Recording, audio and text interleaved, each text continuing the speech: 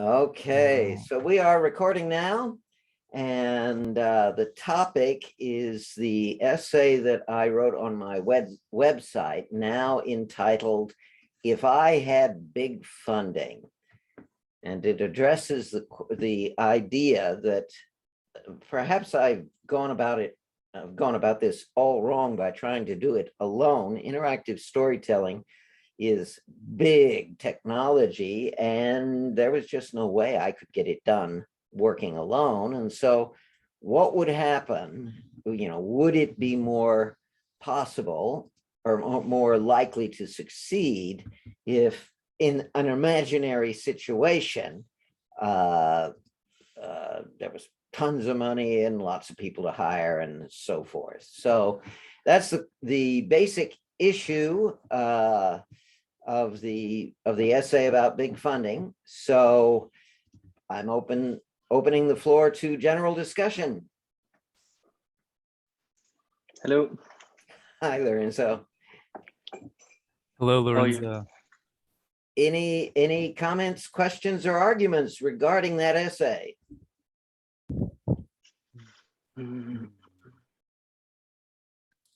It's hard to say without being able to actually try it out, which we can't do because we don't have the funding.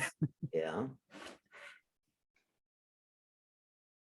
Well, actually, I have considered this may finally be the time that big funding might become available. The reason for this is that, and it won't come from the games industry.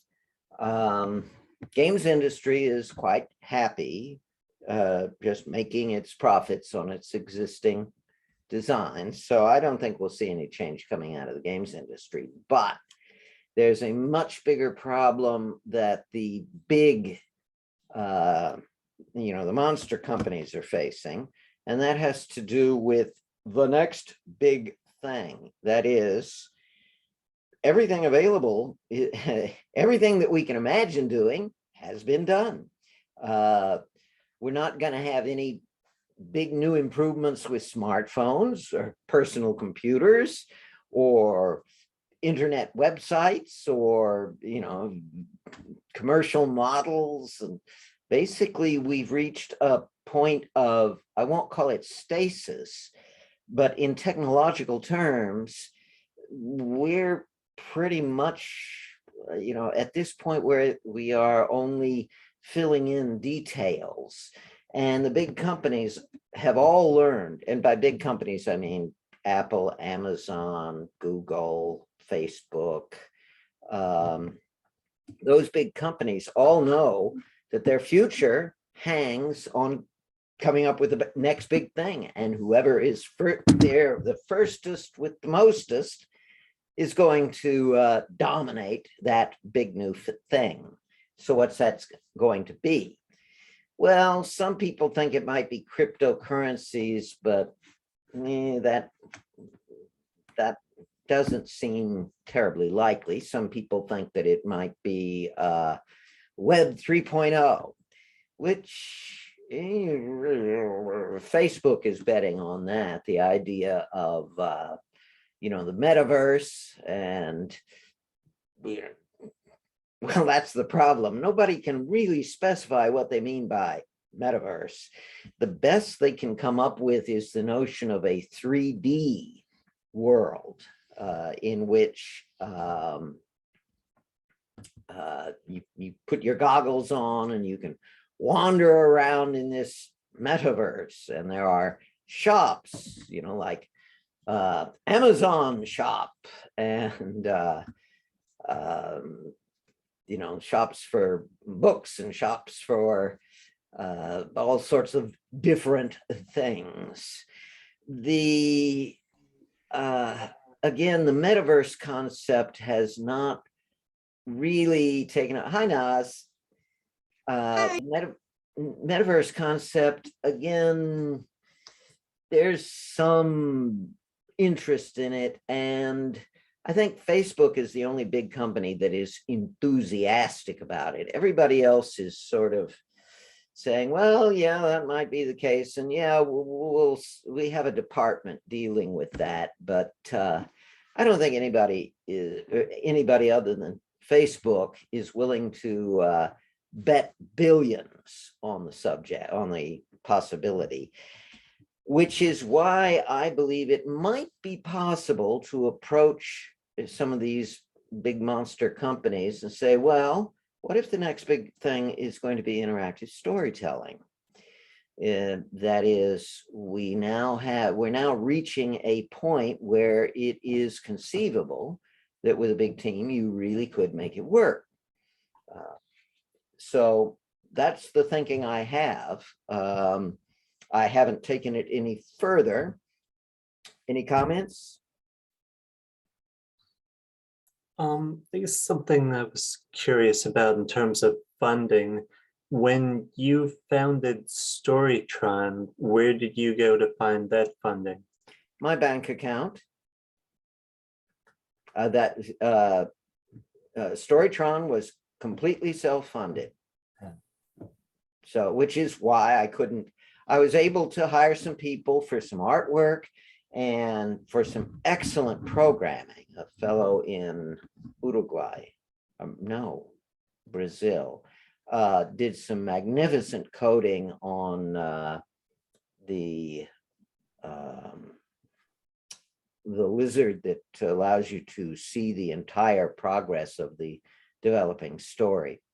And he also did a great job with some undo capabilities that just really handled some very difficult problems with that editor.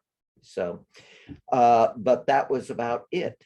So I have not made any serious attempts to get funding, because any funding is going to be predicated on the expectation of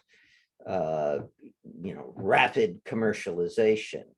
And something like this really is not going to be funded by VCs. It's going to be funded by one of the big companies that is willing to put some research money into it. My general belief is that such an operation would take between 5 and 10 years to produce a commercial product. I believe it would take at least 3 years to assemble, train, and develop a team capable of that, and actually get it started building stuff. One of my prime assumptions is that there just aren't many people who are capable of working on interactive storytelling. What is that link? I just shared a link that is a scientific research assistant position in the field of game development, game design, computer science, VR and IR in my university. I think they are actually trying to assemble a team that can hopefully, I think it's an ongoing project that they are trying to hire someone for.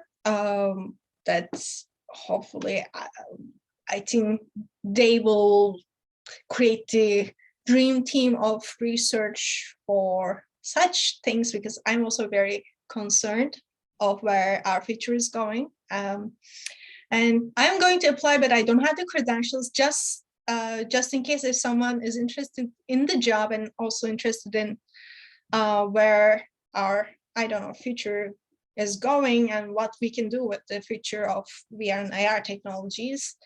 Maybe they would be interested in applying. So I just shared the good words. Okay. Needing to know German might be a limitation.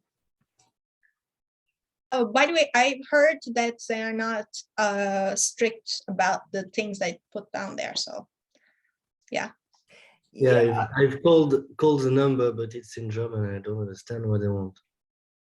So I need to write an email to them. I have seen many such projects. About 12 years ago, somebody put together this massive effort with funding from the EU itself.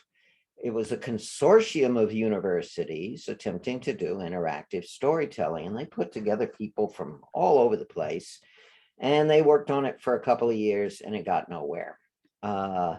In fact, I think one of the problems here is that people don't appreciate the many, many ways that you can fail. I have a, I'm going to see if I can bring up an image here that, where would that be? Well, let me, the central problem here was first described, I'm sure I've told you about this, by C.P. Snow about 60 years ago, and it's called the two cultures problem.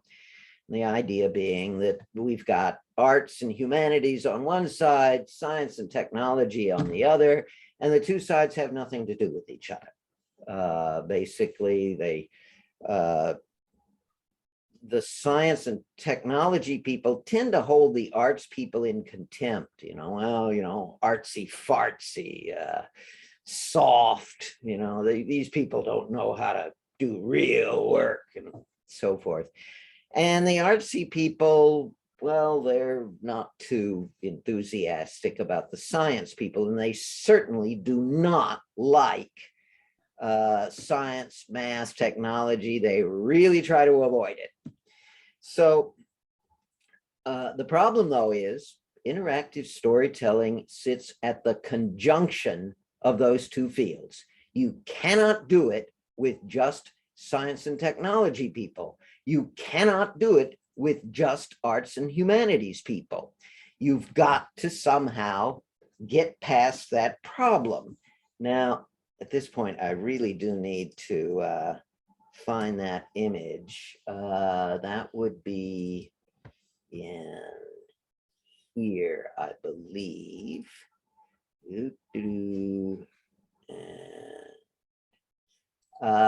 The most common approach here, darn it, I don't see it here. The most common approach is to merge, is to put together a team consisting of both science and technology people. Let's see, here we go.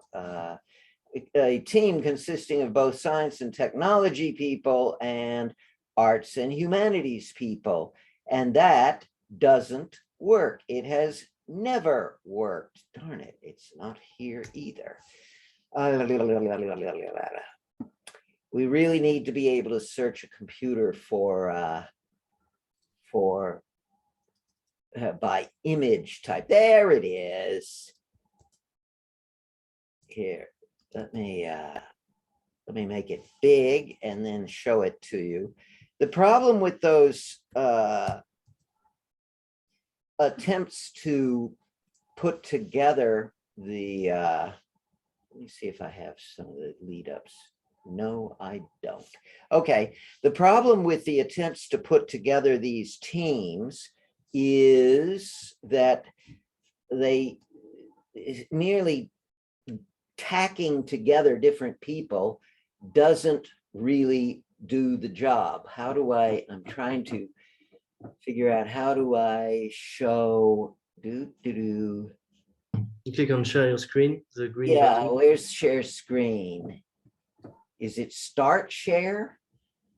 Yeah. I'll try that. There. Is that, can you see that now with these two Yes. creatures? Can everybody see the shark and the tiger? Yeah. Oh, you can. Okay, good.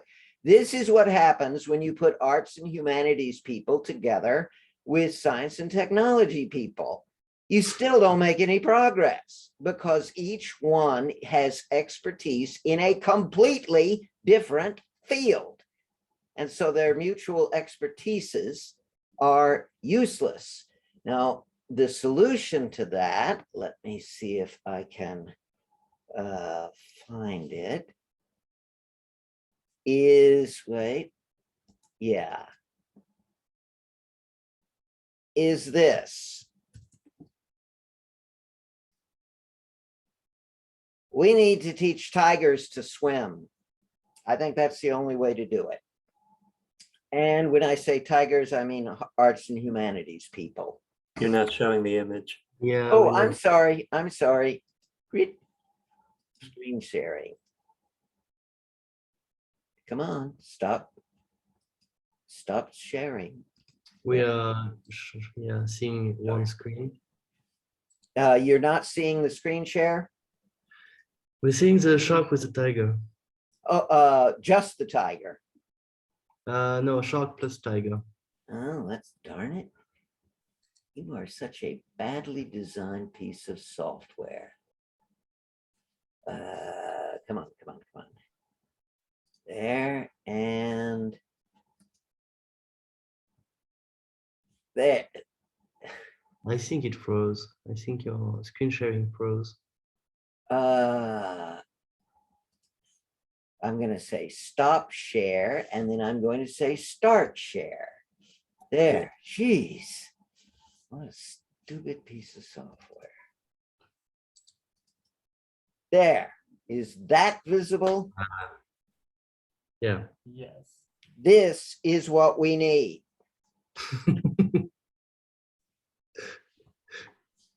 So, I see myself in this picture.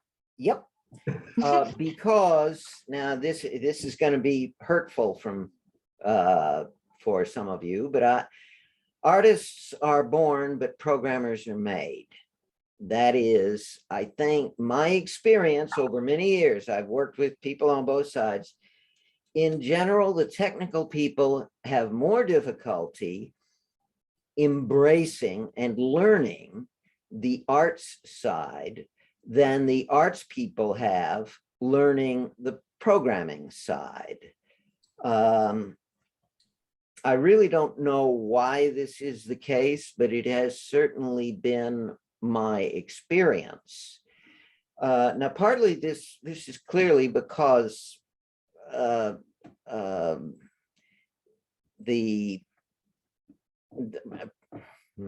me start over with that concept. This is clearly because the programming is a much narrower topic and therefore is more easily addressed, whereas learning arts is more a matter of emotional orientation. That is, well, I've never seen a programmer who turned into a great artist. I do not consider myself an artist. I have been working on it for decades. I've been trying to absorb artistic concepts, and I've picked up some of it. But I talk to real storytellers, and these people leave me in the dust. So I think we have to, I think really being good at the arts is a matter of almost a lifelong obsession. I know, for example, a very good violinist. This lady is my age and she loves playing the violin, and she's been doing it since she was a little girl. And that's what makes a great violinist. Whereas programming, I didn't actually learn to program until I was about 35. Well, no, actually I started in high school, but that was minor stuff. Programming really is something you can pick up with practice on your own. I know some artists who have done it, although they tend to be the bolder ones. Sad truth is most artists are very reluctant to absorb that technology, to really embrace it. And one of my claims is that if you're going to do interactive storytelling, you've got to be able to apply mathematics. And even programmers balk at that. We'll do Boolean logic, but math, I don't know about that. So that's an obstacle for everybody, but it's worse with artists. So Comments? Yeah, I guess for me, like programming is something, is like a tool. It's not like a state of mind. It's like I have to learn how to use this tool in order to be able to do what I want to do. But it's like, for example, I don't know, driving a car. I don't have a license. I don't need it. I will ask someone to drive for me, you know, do public transport. It's like a tool. Yeah. And but like telling a story, you need to, there's no recipe to tell a good story. You have like, I don't know, there's techniques, there's how do you say, advice you could get, but there's no magic way, and it's not like a science. So yeah, I think it's completely possible to do a good team with a shark and a tiger. I think it's how games are made, or even in other industries, artistic industries like cinema. You need artists and you need technicians, and they work together, and they have the same issues communicating together. Like I don't know, the sound guy or the camera guy will always have a grudge against the director who's like thinks he's an artist and doesn't understand technique. And yeah, On cinema, they have two advantages. They have learned how to modularize the workflow in cinema. That is, they have precisely defined job functions. There's the cinematographer, the sound guy, the director, the actors, the writer. You know, there are all these various functions. Each function has a very well-defined set of powers and responsibilities. And they also have a system for resolving artistic conflicts, namely the director makes those decisions. But a good director is also good at listening to the various contributors to the effort, and they weight the efforts. The cinematographer has a big voice when it comes to how you frame the image or the color pattern or whatever. So they've worked out those issues fairly well. And so there's always a certain amount of disagreement, but it's seldom enough to really mess up a project. In interactive storytelling, these issues are much more closely intertwined, and I don't think it will be as easy to modularize the work efforts. So while it's true that the two cultures problem exists in a number of fields, it exists in cinema, it exists in games, only in interactive storytelling, that problem is far more acute. It is a much more serious problem, which is why we haven't done anything, why we have failed. A lot of people don't realize, people have been talking about interactive storytelling since the late 1990s. I mean, there was preliminary talk about it back in the 80s. But I didn't see it become a significant topic of discussion among many people until about the late 90s. And we saw the first academic grouping formed in the early 2000s. And really since 2005, this has been a major topic, lots of people working in it. And so we've had 17 years now and nothing has been accomplished, and nobody has produced genuine interactive storytelling that points the way to the future. Everybody can look at it and say, yeah, that's the way to do it. And I'm going to take those concepts and I'll make these improvements and so forth. By the way, that's one way I define success in a technology, not merely as having something that works, but rather having something that works and many people can see how it can be improved upon. A good example of this, of the inverse of this, is the product Facade, which was the first genuine piece of interactive storytelling. And that was like 15 years ago, but it didn't point the way to the future, because Facade was handcrafted, took an enormous amount of work, and was very limited in its capabilities. Nobody, not even the authors, saw a way to take Facade and take it to the next level. And so in that sense, Facade was a failure. The same problem with my work. All sorts of brilliant technology, but in the end, it wasn't workable. So I think it is important to recognize that we have been failing for a long time. 15 years is a long time in technology. And the fact that we don't have working technology is indicative of the fact that we're going about it wrong. Naz, you had a comment? Yes, I think it's a deliberate attempt to not make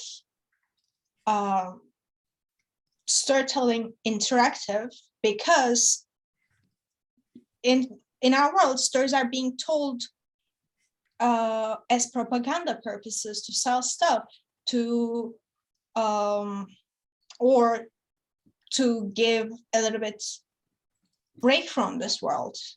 And I believe people are aware that if people can become a part of the story and shape it, then it would break away from the purpose that the story is being told, and that the stories that we see are only generated by, most of the time, just by commercial purposes. So therefore, I think people are not very interested in bringing more democratizing this. Basically, that's what I believe, at least. Yeah. Hannah makes the point that interactive fiction has made some progress. Hannah and I disagree on this because I've been watching interactive fiction has been around for more than 50 years. And the fact that it has made very, very slow progress, I think demonstrates a fundamental problem. However, that problem does not lie in the fact that interactive fiction is fundamentally text-oriented. That's not the problem. The problem is that interactive fiction has two problems. One, they still can't get out of making it a puzzle. There have been some very interesting non-puzzles, but they represent abnormalities in the genre. But the real killer problem is they're not about characters. The player does not interact with the characters in a dramatically significant way. That doesn't mean it's not possible with interactive fiction. It's just I've looked at the internals of some of the generator, the ink language, and there are a couple of others, and these things are just all they are fundamentally Boolean in nature, and they also can't seem to get out of the damn spatial reasoning problem, which is completely inappropriate for storytelling. Some of them have done so, but again, it just doesn't. There was a really good one that came out just a couple of years ago, something, not Fallen London, no. Somebody recommended one to me that I looked at, and it was so frustrating because they kept bashing their heads into the wrong walls. And Anyway, interactive storytelling requires dramatically significant interaction with the characters, and we're not seeing that in interactive fiction, not yet at least. It's possible, but theoretically, but there's something about the community that seems to be holding them back. I think we don't need to have a functioning like like you said. I just rewatched your video on the paradigm shift with a friend. Ah, and yes. you need like language, you need an IDE, you need facial expression, you need a way to make narration. I don't know, narration development environment software. I don't know. And I think you don't need all of these bricks to make a proof of concept of like a game or a story you would want to tell, like to do like one level, one chapter, or one act. For example, you could replace, let's say it's hard to make animations. You could use, you could film people, or you could have actors doing live impressions. It's difficult to make a really procedural, complicated software that makes stories. You could write a linear story, but with mechanics that makes the player interact with other characters, etc. Like Disco Elysium is doing. It's a one linear story, but conversations feel a bit humane, and you have really a sense of agency of being there. I mean, it's not like you don't have to check all the boxes to be able to have a working, to express your ideas into one prototype, I think. One of our problems here is with getting funding. In fact, one of the biggest problems we have in general is people know all the wrong things.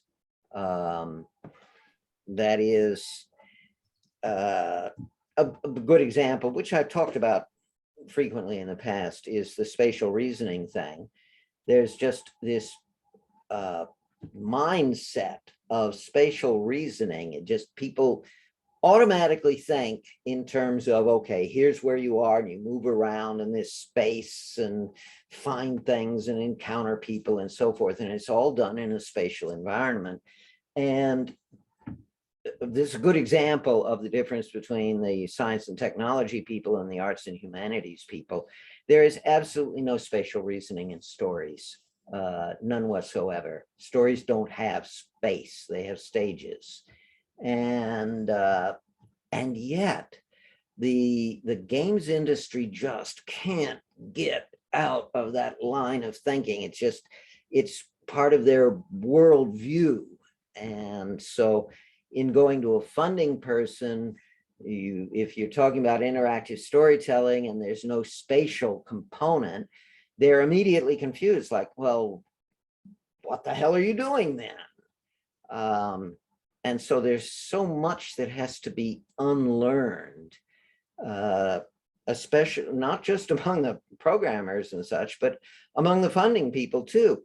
They're going to be conservative. They want to understand something in terms of what they already know. And that is a big problem. Because interactive storytelling is not based on anything we already know. Interactive storytelling is not games with drama. That's not at all what it is. And yet most of the people I would be talking to are going to be thinking of it that way. And that doesn't work. So that's one problem. I will mention, however, that with Le Morte d'Arthur, when you talk about linearity and such, when I first approached the problem of interactive storytelling, I tried to get completely past the concept of linearity and thinking in terms of a very bushy directed graph, a network with all sorts of connections everywhere. And that proved to be too difficult for one person to build. With Le Morte d'Arthur, I built something far more linear in style. It still has its own branching, but the branching is far more limited in nature. And yet the branching is dramatically significant. So I suspect that perhaps what we have to do is start with lots of linearity, little variability, and then steadily increase the variability as we develop experience. Although on the other hand, I do believe that with a large enough team, you could start off building an open directed graph, just a complete network of event possibility verbs. So let me respond here. Spaces are often used in games because they're useful for giving players agency. Well, yeah, agency in the sense of moving. Oh, here's Yin Lang. That is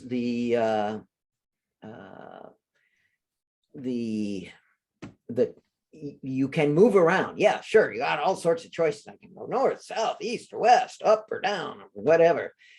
But how dramatically significant is that? Oh, darling, I love you so much. I'm going to go east. There's just little connection between spatial movement and dramatic significance. In fact, I can't think of any, which is why spatial reasoning has no place in storytelling. And yet again, spatial reasoning is fundamental to game design. So that is the problem. Let's see, Lorenzo says, it's hard to convince investors we don't have a conceptual problem, but a sales problem, a marketing issue. Well, there is a conceptual problem in the sense that nobody has succeeded in building a demonstrable story world. I failed. Maybe with Le Morte d'Arthur I'll succeed. But the funny thing is, if I do, I will not use Le Morte d'Arthur as the foundation on which to build an entire technology. So the sales and marketing problem does arise from the fact that the game consumers are not going to be interested in interactive storytelling. Here's another huge difference between games and interactive storytelling. Games have a steady series of crises. That is, every 30 seconds, there's another major issue that might kill you. I mean, the pace is just frenetic, lots of adrenaline pumping. Stories don't work that way. Stories develop slowly because human relationships develop slowly. You don't just walk up to a cute girl and say, wow, I love you, let's get married. It takes time and lots of events to develop human relationships, and they develop in a long series of small steps. And that just doesn't go with the whole mentality of gaming. And so we are talking about a completely different audience here. And you cannot build a completely different audience from scratch easily. It's a very expensive process. You have to market and market and market, spending tons of money and hoping for word of mouth to increase the audience. Developing such an audience will take decades.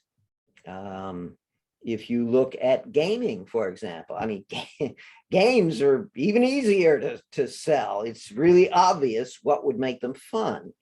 And yet they started in the 70s and didn't become big business until the 90s. It was 20 years for an easy and obvious genre to develop a big market. In the same way, I think interactive storytelling will take even longer. But at the same time, I think it will end up being bigger because stories are still, stories have universal appeal. Games appeal primarily to young males. Sure, lots of other people play them, but when you look at the money being spent, actually, the games companies will not reveal this, but most of the money being spent is being spent by young males or by other people as gifts for young males. But the intensity of the market is coming from young males. Not in mobile games. Mobile games, okay, let's separate between the what I'll call the rich games, the expensive games, and then the mobile games. For example, my wife has this word game she plays on her iPad. She plays it all the time, but she doesn't spend any money on it. And, but she's spending time, and oh yeah, there's advertisement, and she generates money for the company making this word game.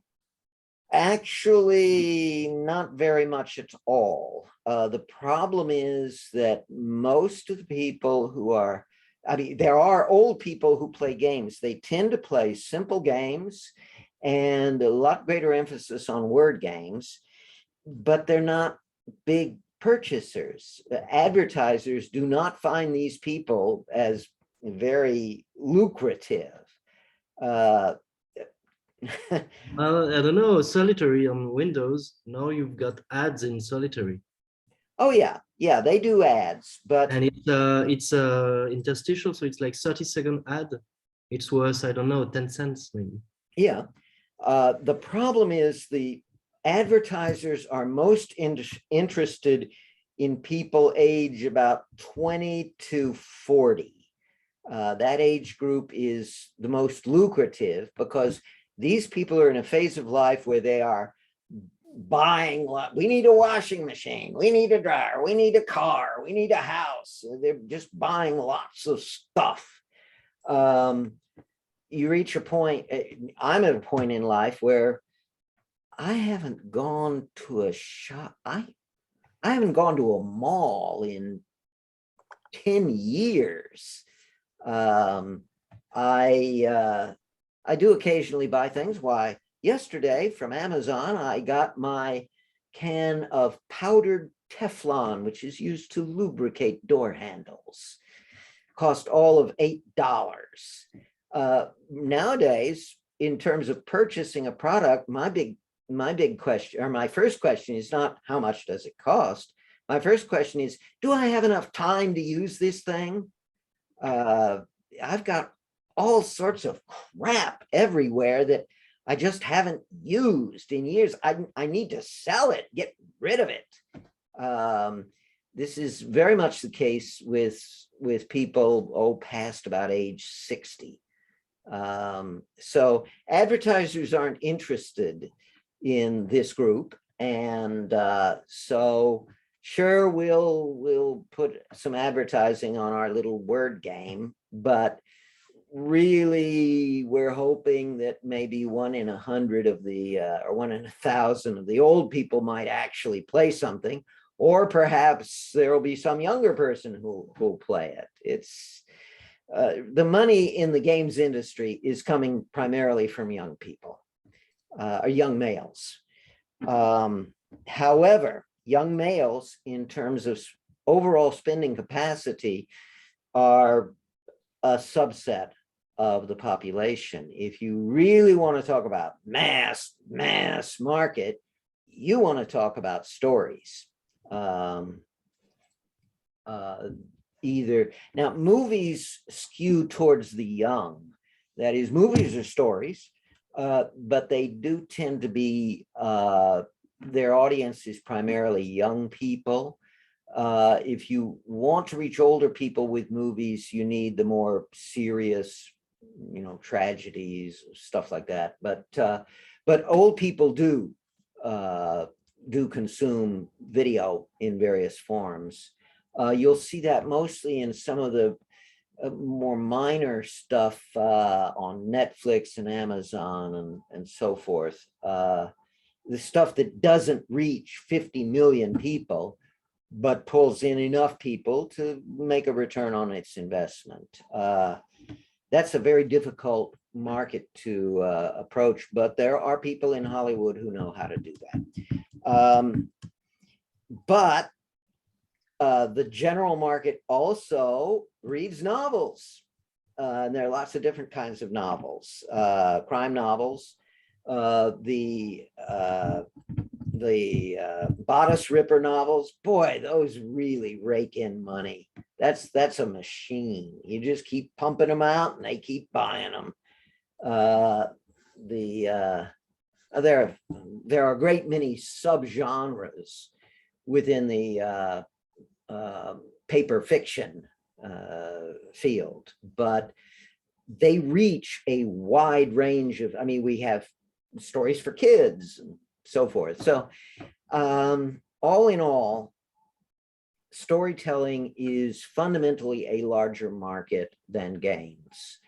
And so interactive storytelling, when it reaches maturity, should be a larger industry than the games industry, but I do not expect that to happen for many decades.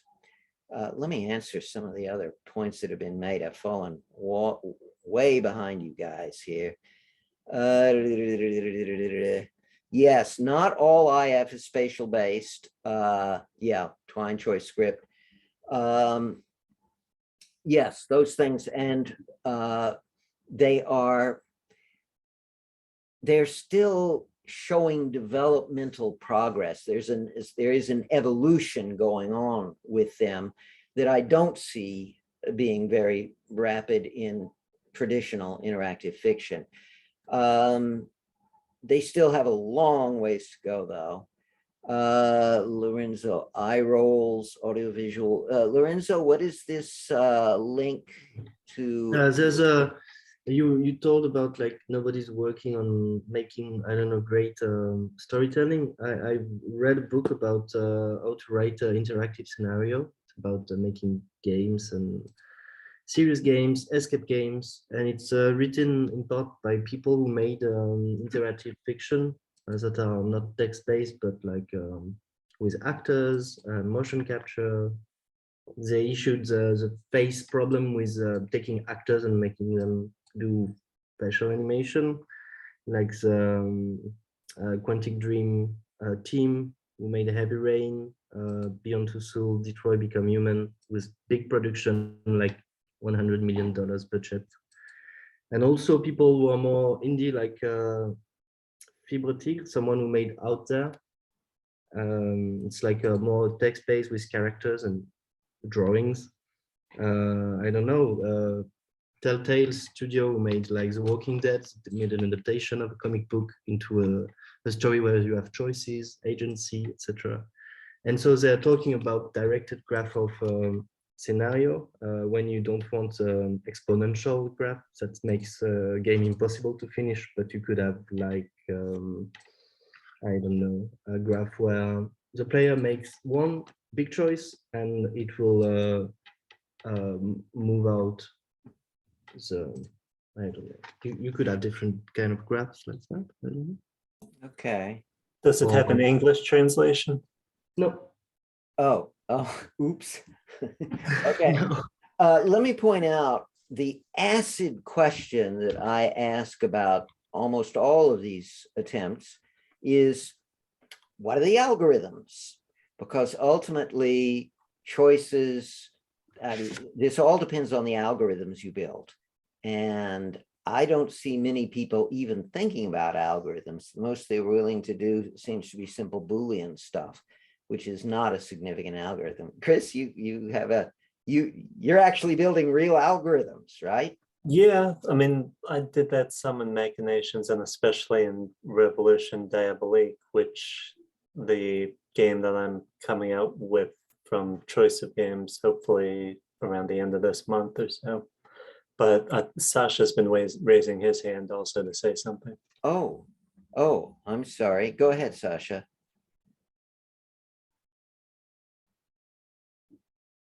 Oh, I would no audio. Oh, thank you. I wanted to point out that money is a means to an end for artists. You know, it's good to have money, but I don't think that that should be our measure of success. I don't think how much money we make or how many units we sell should be our measure of whether we're successful or not. I think our measure should be, are the story worlds compelling? Are they meaningful? Are they emotionally affecting? Yes. Things like that. I don't want us to get our priorities out of whack here.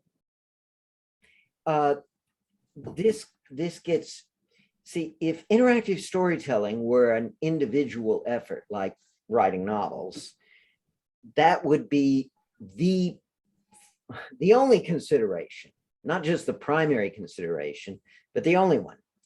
Because you can write a great novel, and if nobody ever reads it and you don't make any money, well, fine, I still wrote my novel. The problem comes, and that's why I spent 30 years trying to develop a technology that would work for individuals, because I knew that would generate a lot more creativity. Unfortunately, I'm coming to the conclusion that interactive storytelling requires large teams, and large teams require money, funding, and so forth. So with interactive storytelling, we're getting into something much more like cinema, and it's very difficult to do cinema on a non-budget. If you want to build your stuff, you somehow got to get some kind of funding. And unless you're going to be Ed, what was the guy from the 50s who made all the cheap movies? Ed something. It would. Ed Wood, yes, unless you're going to be Ed Wood. You guys, if you don't know him, you ought to look this guy up. He's great. He put together all these crappy movies on almost no money. So let's see. Agree, there's a whole world of interactive fiction storytelling out there by community that is way beyond. Yes. Evolutionary, not revolutionary is the way to go. Well, yes, if you have a technology that has a clear future success to it. But I'll point out, interactive fiction has been evolving for a long time and hasn't gotten there yet. And that, to me, casts serious doubts on the potential of the genre to evolve into real satisfying interactive storytelling. Again, I don't want to argue that it's theoretically impossible. I can only argue that it has been shown so far to be practically impossible. So, but again, if somebody pulls it off, I'll jump on that bandwagon. Let's see. Seems like a great job, Age of Feel Better Games. What is, oh, that's a job listing. Okay. I tend to be very, I've watched this go on in the games industry. Let's hire a writer who will write the story for our game. And those have never worked. I mean, there have been hundreds of those products. And I've shown you that. I'll pull it out again. Those guys are still stuck in this very wrong way of doing it, which is, okay, we set up the game and we'll play some interactive game, and then we'll stop and tell some story, nice and dramatic. And then we'll do more interactive game, and then more dramatic story, and interactive game and story, and see, it's a story game. And that has not been working for decades. And so these guys tend to have a lot of frustration. You know, yeah, I'm writing this fun story, but I keep getting my story squashed or at least messed up by the programmer saying, well, but the game has to do this. And so your story has to fit that requirement. So it's, Well, pardon? you said like games are made like for young men, young boys, and I kind of I mean, there's plenty of games like games I'm making is like for everyone. As a public is like, I don't know, officially it's like 18 to 60, 70. Like mobile players, the medium age is like 45, and it's mostly women. It's the people making most money in the video game, and you still have people buying $60 games to play war. But how to say it, like I feel like when you start to there's a time where you kind of grow out of games because you feel like they're not for you. Like for cinema, you have little movies for kids, you have movies for teenagers, you have movies for young adults, and you have movies for adults. Yes. And I'm trying to find the games for adults. There's 1 or 2 games that comes out every year maybe, but it's such a it's scarce. There's not a lot of it. Well, again, cinema, definitely, there's cinema for everybody, but the big money is actually, it's not males, it's young people in general. Going to movies is very much a social activity among young people, high school up through about age 30 or so, 35, 40. And then, although that is changing because of the availability of cinema in the home. That is, so long as cinema was in the theater, there was this social thing about, all right, me and my girlfriend, we're going to go have some dinner, we'll go see a movie, get some ice cream, you know, it's a big social event. But that is changing now. And so we might see some really serious changes in the overall distribution of appeal of different forms of cinema. I don't know. Let's see, Chris Conley. Yes.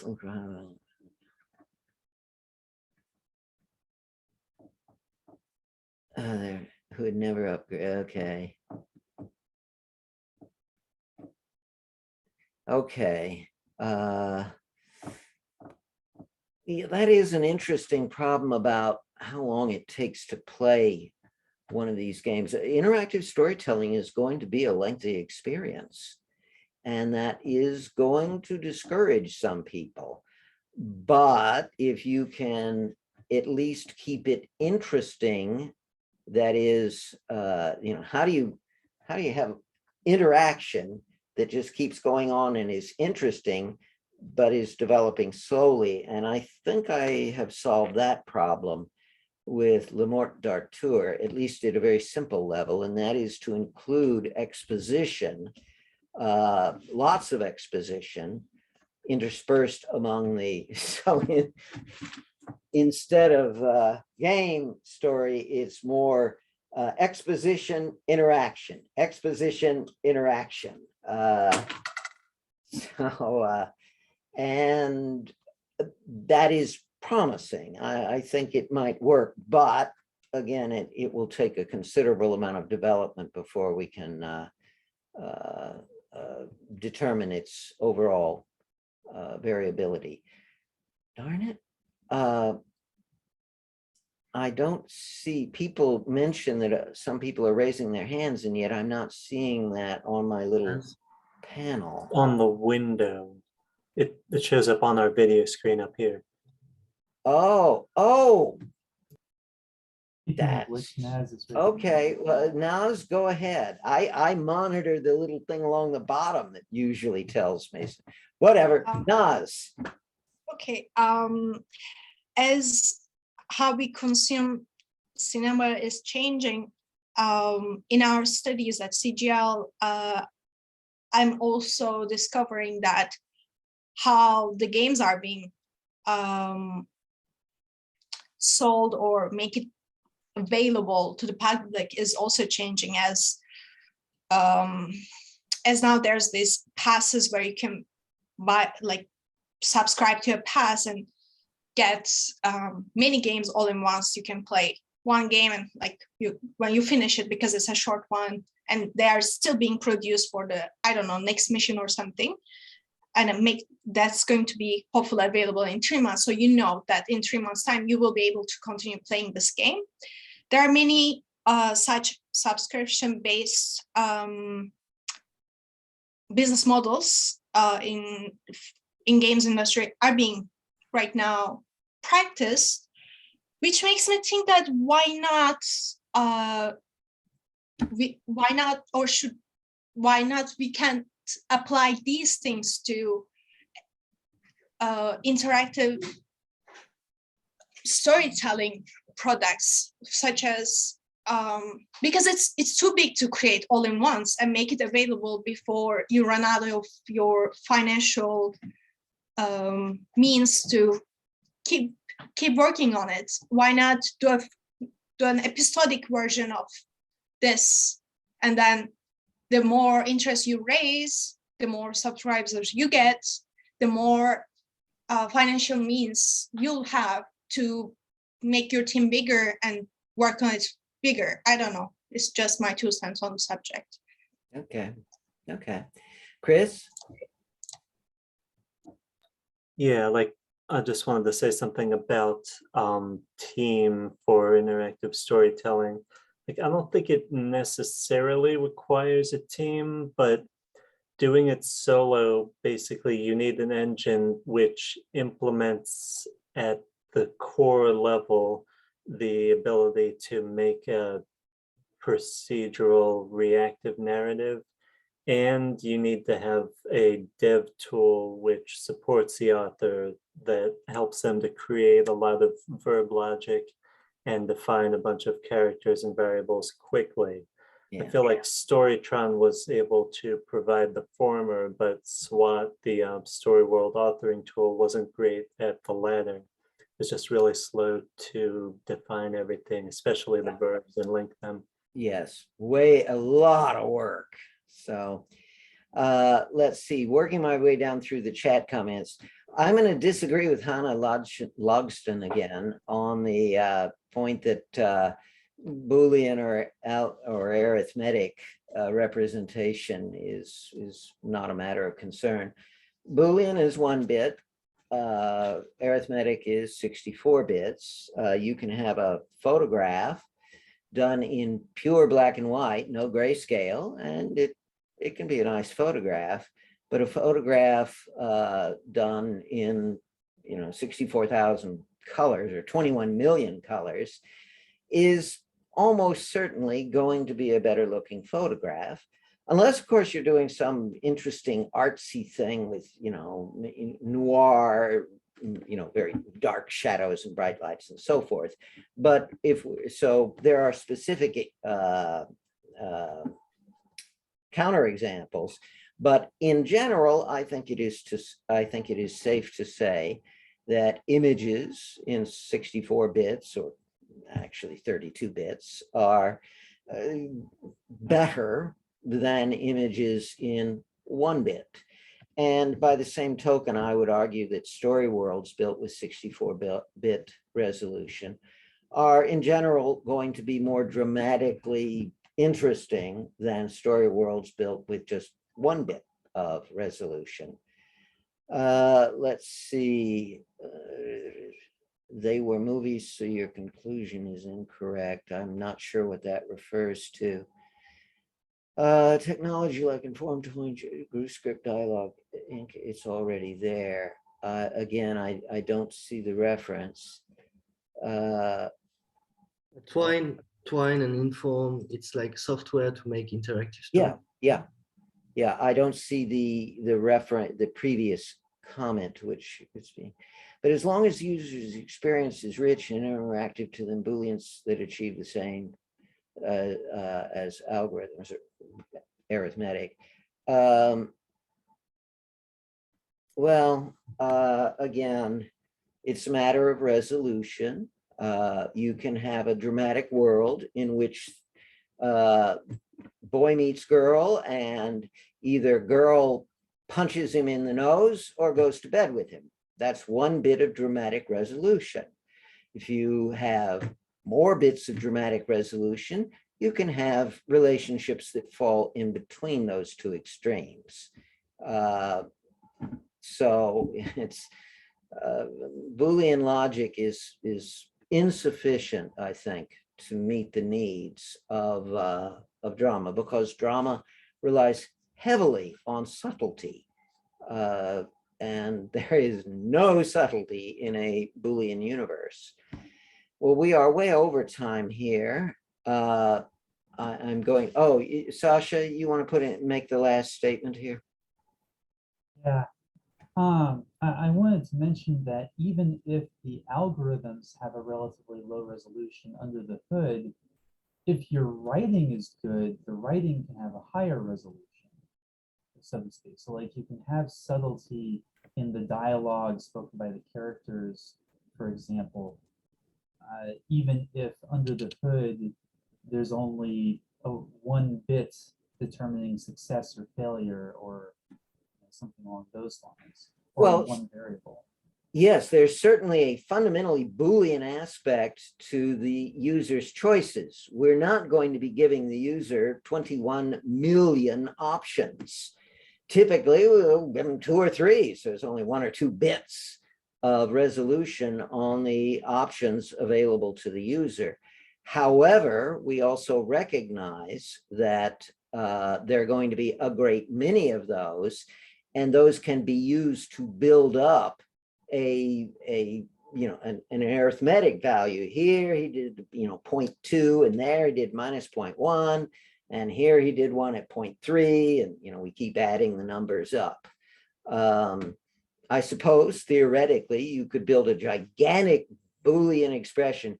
If he did this, if he did choice 1 on this and choice 3 on that, but choice 2 on this one, and so on, through hundreds of decisions, then yeah, you could do it all with Boolean logic, but I think that would be considerably clumsier. So anyway, okay. Hannah asks, when will Le Morte d'Arthur be released? I don't know. I had a major conceptual revolution early in January, and I've been implementing that ever since. It's very difficult, but I am making steady progress. I am hoping for summer, but it may get delayed into fall. I mean, there are going to be a bunch of issues with imagery as well. So I don't know. We'll just have to see. It's research.